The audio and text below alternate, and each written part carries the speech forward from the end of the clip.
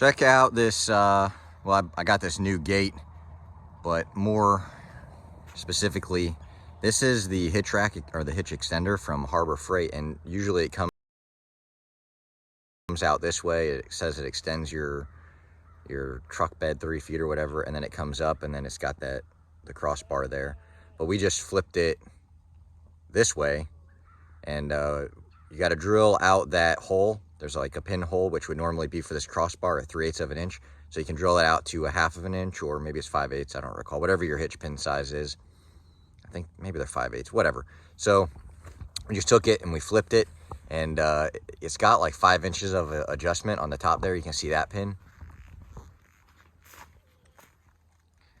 So we just raised it up to the right height to meet our front headache rack on our flatbed, and then we can haul 16-foot gate. Now, since I added these sideboards, the wooden sideboards, I don't have anywhere to like hook stuff, like tie downs. So this is going around and it's going into the truck frame. But what I want to do is put a piece of like flat bar, like I have on my gooseneck trailer. So it's like, at least 2 or 3 inches flat bar that just goes the length. And then we'll just have to get over this wheel well. So we'll do some fancy cutting on the flat bar there. But it worked quite well. And what this is for, so we did all this sheep pasture, and I guess technically chicken pasture too, huh? But to not have to go buy a bunch of gates all at the same time, we just ran the fence long, and then I used some 2x, ripped them down to 2x2-ish, and then just sandwiched the fence in between them with some screws. And then you take your fence wire and you do a loop down here, and then you can do a loop at the top. And to get in, all you have to do is just pop this up, and then you lift it out of the bottom, and then now you're in your pasture. And I usually just walk this over where that T-post is and lean it up against the T-post.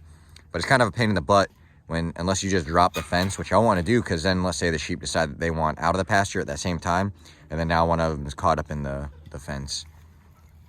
So you usually have to like set whatever I'm carrying down out here, and then open the gate, secure the gate over there, and then come back for my buckets. It's not a big deal, first world problems, but I've been wanting a gate out here, and eventually we'll need a gate that separates these two pastures, and there's another pasture in the woods back there, so that'll need a gate.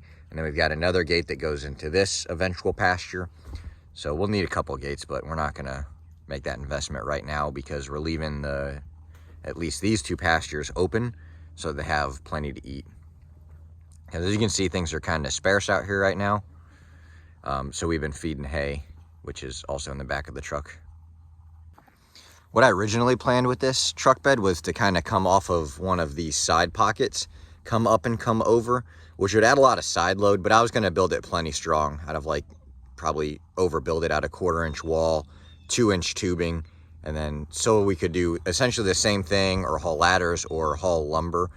Another thing I thought about doing was maybe just kind of mirroring that front headache rack with a 2-inch tube, but also, making it removable through these 2-inch by 2-inch stake pockets. And I did everything on this truck in the 2-inch by 2-inch, which is unusual.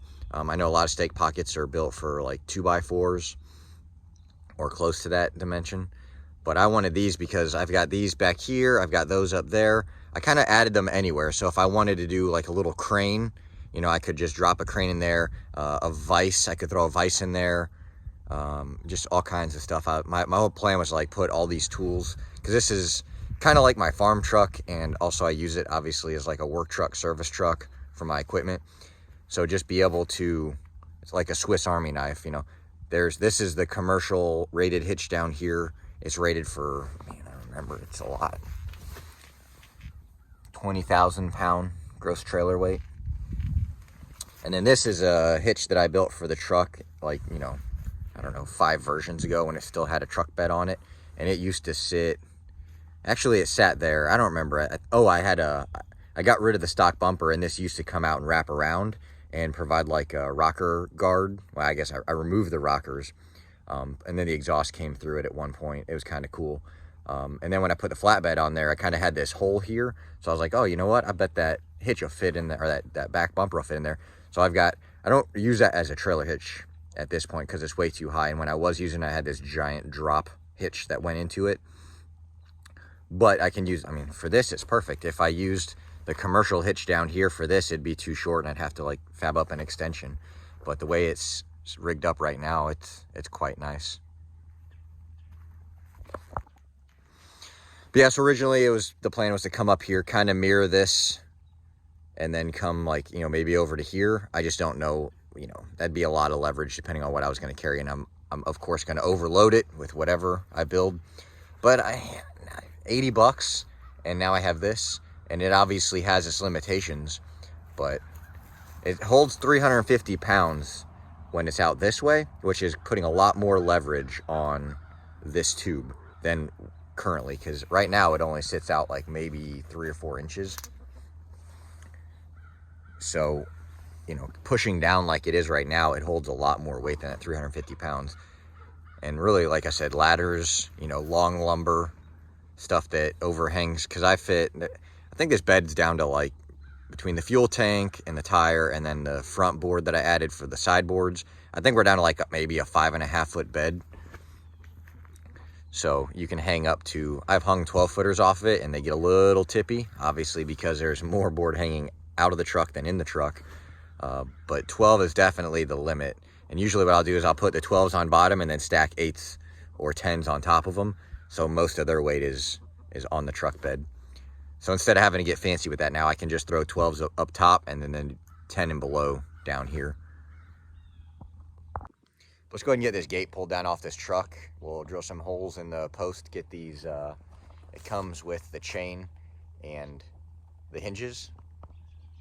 And we'll get the posts drilled out to thread these hinges in. And we'll get this gate hung, and then we'll get the sheet fed, and we'll get on to the next project, which you can see in the background there is coming along. We got metal on the sides. So talk about gates real quick. On the front of the property, it was 1.5 years ago, I bought a 16-foot, it's called like the economy gate. It's like I want a 16-foot gate, but I don't want to pay for a good gate. So that one, I found the price tag for that one in my excavator probably a couple months ago, and it was $159 at Tractor Supply. So I was like, well, you know, I'll just grab a couple more of those for this pasture. And I looked, and they're up to like $220 for that same gate a year.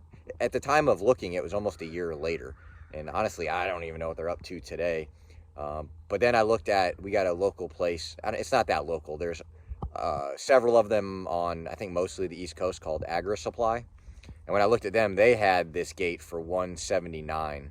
And this is just 16-foot economy, 19 gauge tube, 1 3/4. So it's the same, it's essentially the same gate. It's made by Tartar. I can't remember who made the other one. Country Line? Yeah, Country Line made the Tractor Supply gate.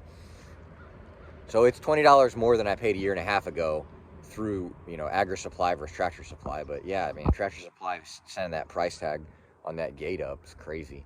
But that's fine, because we'll just start running these for cheap gates. If I was trying to keep like cows in or like bulls, they've got like bull gates and whatnot, but this will suffice.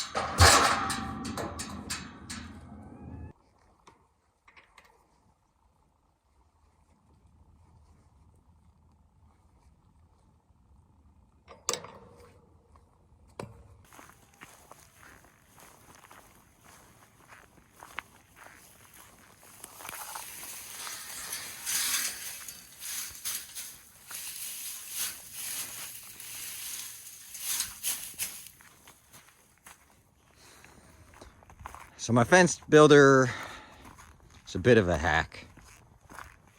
It's me. So I don't know what I was doing when I measured this opening. I mean, I don't know what my fence builder was doing when he measured this opening here and planned for a 16-foot gate, but we're about 3 inches shy of where we should be. So we got a bit of a gap there. There's a couple ways to remedy it. One, leave it alone, see if the sheep fit through it. If they don't, then who cares? I mean, I'll notice it for the rest of the time that I live here, but you know, who else cares? Nobody. Over here, this post was put in the ground level, it settled, we pulled on it for fence, whatever.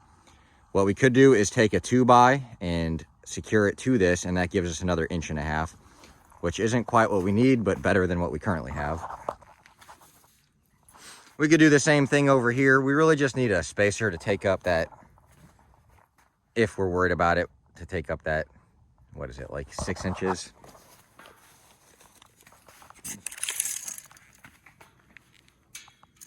Dang. But we are going to just leave it alone and see if it's an issue. Obviously, when we have lambs, it'll be an issue because lambs can definitely fit through there. But the sheep I have right now will be fine. And there really is no pulling this post and moving it. So, what are we gonna do? What are we gonna do? Today we're gonna do nothing.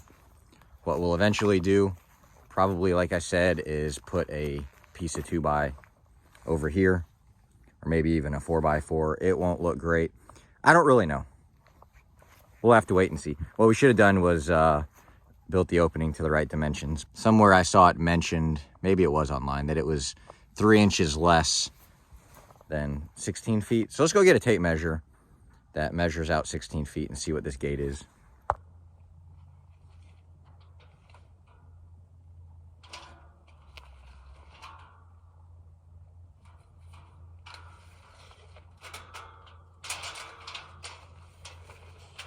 Very accurately measure this gate for all of us. Let's see.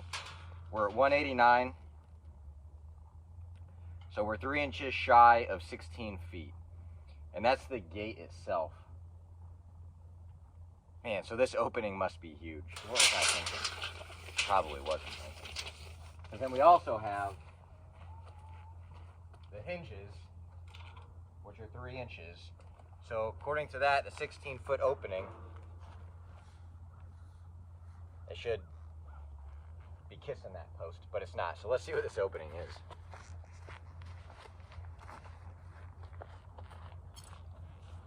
We'll measure low so there's no excuses. We'll have to come out here at the tractor and get rid of this hump.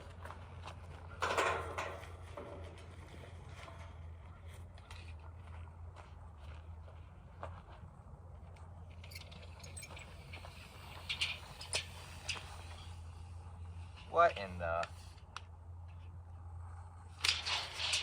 That's bad. Anyway. Oh, you want to know what it was? So 16 feet is 192, and this gate opening is 199. I don't know what I was thinking when I put that post in there. I think I put that post in first, yeah, and then this post, I ran this second, so both in concrete. But, yep.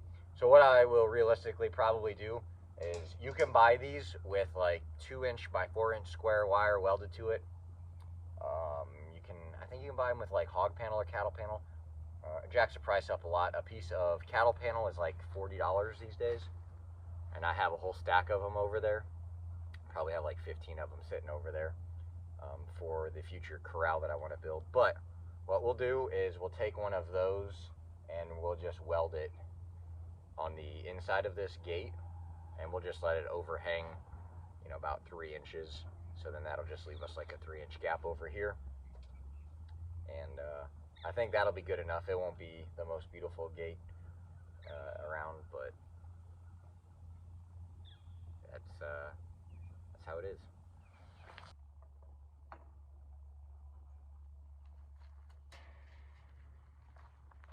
All right, you guys were right. All right, I redid it. I just couldn't, you know, we still got our gap over here. And like I said, we just threw up that piece of cattle panel now. It'll close that gap up. So less chickens will get out this way. They can get out. These chickens can fly if they want. I don't want to take away their flight feathers because of, you know, if they need to get in a tree for a predator, I want them to be able to do that. But we moved our hinges up 4 inches to get this gate a little bit higher off the ground. I think it was a little low. And I was going to overlap the, not overlap, but run the cattle panel past the bottom anyway. So this is what we came up with. I put a level to it. Everything's nice and level with the world. And now when we secure it, nothing's going to get out that. And we can make it a little tighter. The chain's a little loose right now. I just threw it on there.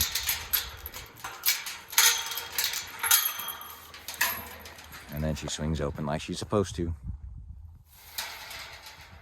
Minus that little high spot right there, but. So now we have, we just zip tied it in place, the cattle panel, with some really heavy duty zip ties. We will eventually come back and weld it when we have more time, but I've wasted half of a Saturday on this gate at this point, so it's time to move on to more important projects. I just wanted to show you guys, well, I just couldn't kind of be settled with the way that I had it up there before. This isn't perfect. Perfect would have been, you know, getting them posts measured in there correctly. But I guess this is the second best thing I could come up with. It didn't look super janky. You know, if you pull in the gate to the property and you see wood stacked on all this stuff, I think that would look worse than this. So I feel like this is the next best thing from doing it the right way the first time. But that'll wrap this video up. I'll see you guys in the next one.